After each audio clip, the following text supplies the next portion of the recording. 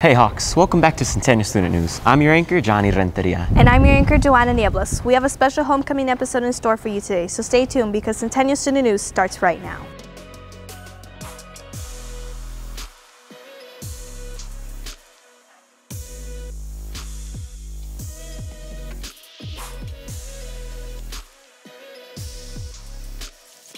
To kick things off, our reporter Jalen brings you a behind the scenes of how the yearbook is formed every year here at Centennial. Let's check it out.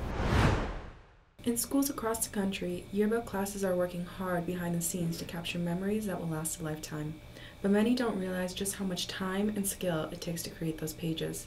Yearbook isn't just about snapping photos and arranging them on paper. It's a year-round job that requires a wide variety of skills and a lot of dedication. So in yearbook, I create the pages for all the clubs or sports or the grades. So I am able to put in pictures, create designs to kind of just go with the theme that we have in yearbook. And I am also able to help people out and just give them ideas to how to create their pages. From photography to layout design, the skills required go beyond what's often expected of a typical classroom project. Students have to be proficient with technology, learn to communicate with one another efficiently, and adapt quickly when things change, like when an event doesn't go as planned or a spread has to be redesigned at the last minute. My biggest issue is making deadlines. A lot of people don't use time management a lot, and so making deadlines is kind of hard. Especially at the end of the year when we're trying to get the book in. Making sure that everyone's doing something every day, whether it's uploading pictures or making sure your spread is laid out how you want it to. That way you're not really wasting time, and it can be ready for when you have to be done with it. It's a process that starts on the very first day of the school year and runs until the final book is sent off to print in the spring. So the next time you flip through your school's yearbook, remember, it's not just a book, it's a year-long project and a labor of love for these dedicated students. This has been Jalen Terrazas reporting. Thank you, Jalen. Next, Stuga hosted their first ever carnival before our homecoming football game. Our reporter Sarah Oswald was there to give y'all a taste of what it was like. Clubs around Centennial hosted tailgate to drive the Hawk spirit. I spoke with students about their clubs and what they're doing. I am here with SCCLA. We are the Family Career Community Leaders of America, so essentially we are a career technical student organization that focuses on the function of family and society.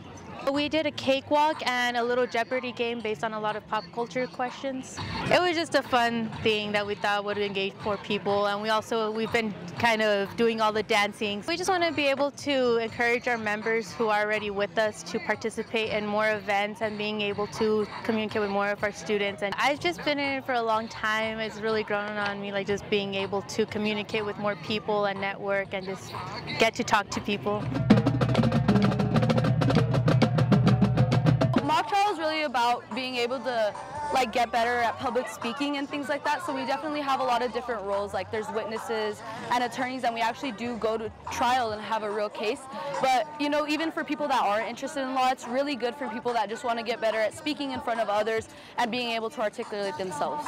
We really wanted to be able to share our message with other people and just have a lot of fun. I think that it's important to get involved with your community. We really just wanted to let people have a great time, try and bring the community together, teach them a little bit about mock trial if we could, and if not, at least someone smiled today, At the tailgate, there was a service project held by student government with a pantry in which students dropped off items for donation before the homecoming game. The homecoming game is an outlet for many clubs to come together and cheer on our Centennial Hawks. For Centennial Student News, this has been Sarah Oswald reporting. Man, our sports are doing a great job this year. I agree, Joanna. What's your favorite sport? My favorite sport's dance and volleyball. What about you, Johnny? I like basketball and baseball, but enough of that. Let's kick it over to Jordan and Alex to give you an update on how our Hawks are doing. Hi Hawks, welcome back to Hawk Sports Network. I'm Alex DeLamel, and I'm here to give you a big update for our athletics teams here at Centennial.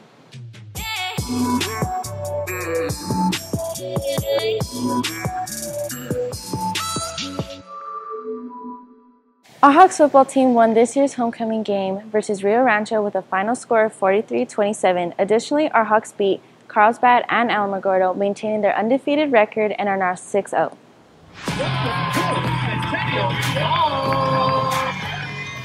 Hot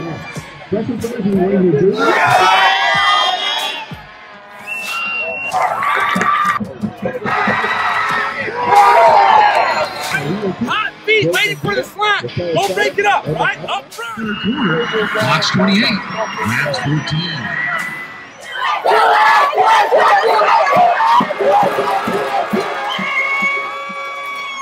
This past Tuesday, boys soccer beat Las Cruces High School and now have a 14-1 record. Their next game will be against Alamogordo on the 10th of October at the Field of Dreams.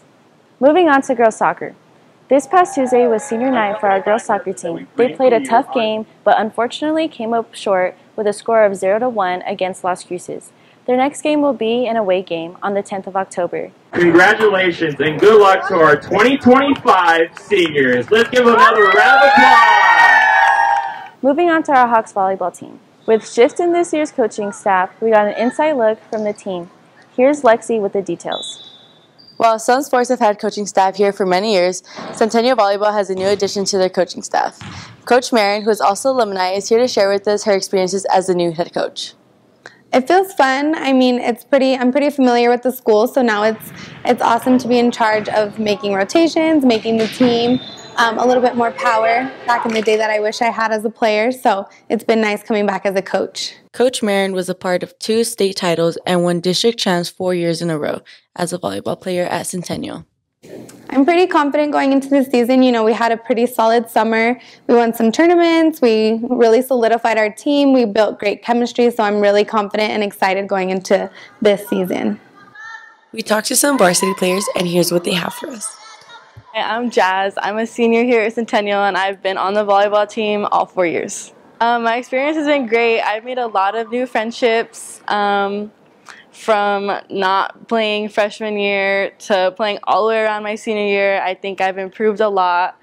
The 4 years I've been playing has been crazy, but I think it's been the best part of high school so far. It has been hard to adapt to new coaches, especially since I was coached by Rosen my freshman and sophomore year. Coming into my junior year with a new coach and new way of learning different things was hard to get used to. But my coach now, Coach Marin, I think it's going to be great. We started off our season good, and I think that this year is going to be our year for sure. Hi, my name is Marin Becken. I'm part of the Centennial Volleyball program. I've been a varsity since I was a freshman, and now I'm a senior. I think they're very similar in little details, like being on time and jewelry and all of that stuff. But Marin, she gets more of the player aspect part of it, just because she played so many years, I think. It looks like we'll be heading into a promising 2024 volleyball season. For Centennial Student News, this has been Lexi Monasterio reporting. Thank you, Lexi. Last but not least, our cross-country team ran in the Mayfield Open this past Saturday. They are also preparing for their pre-state meet next Saturday on October 19th in Albuquerque. Well, Hawks, that's all I have for you on this week's Hawks Sport Network. Don't forget to support our Hawks on their upcoming games. Thanks, guys. Now let's switch directions and give y'all what you've been waiting for. Here's Block Talk, hosted by Araya and Jared, Homecoming Edition. Hey Hawks, I'm Jared. And I'm Araya. And today we're at the homecoming game with some questions. Let's tune in. I'm here with So, what was your favorite activity at the games on Wednesday? I'd have to say probably the eating game. I'm here with Addie. Addie, what was your favorite spirit day this week? Probably bring anything but a backpack day. It was really funny seeing everyone bring random stuff. Definitely today, Friday. Isabella or Izzy, what song do you want to hear tomorrow? Definitely Homecoming by Kanye. Shot City. Coming home again. Do you think about me now and then? Yeah. Do you think about me? What song do you want them to play at homecoming? Please Me by Bruno Mars and Cardi B.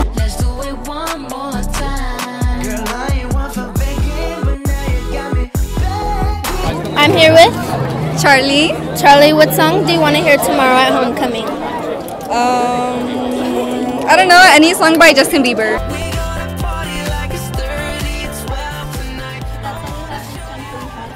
See you next time with Araya and Jared's Block Talk.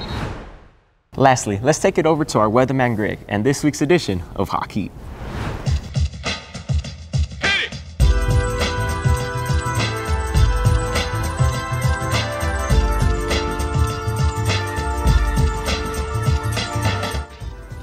What's good, Hawks? And welcome back to Hawk Heat, your best source of information when it comes to the weather. I'm Greg Shapiro, and today's forecasts are gonna be pretty high. So, like last time, don't wear a coat.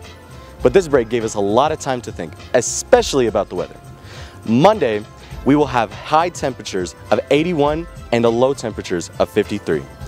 Tuesday, we'll have high temperatures of 79 and a low of 52. On Wednesday, it'll be a high of 81 and a low of 58. And on Thursday, it'll be a high of 72 and a low of 42. And finally on Friday, it'll be a high of 71 and a low of 41. Well, that's all the time we have for today on Hawk Heat. Stay safe out there and don't get heated. That's all we have this week's Hawks. Make sure to follow us on Instagram at Centen_Media_. I hope y'all had an amazing and safe homecoming. Bye.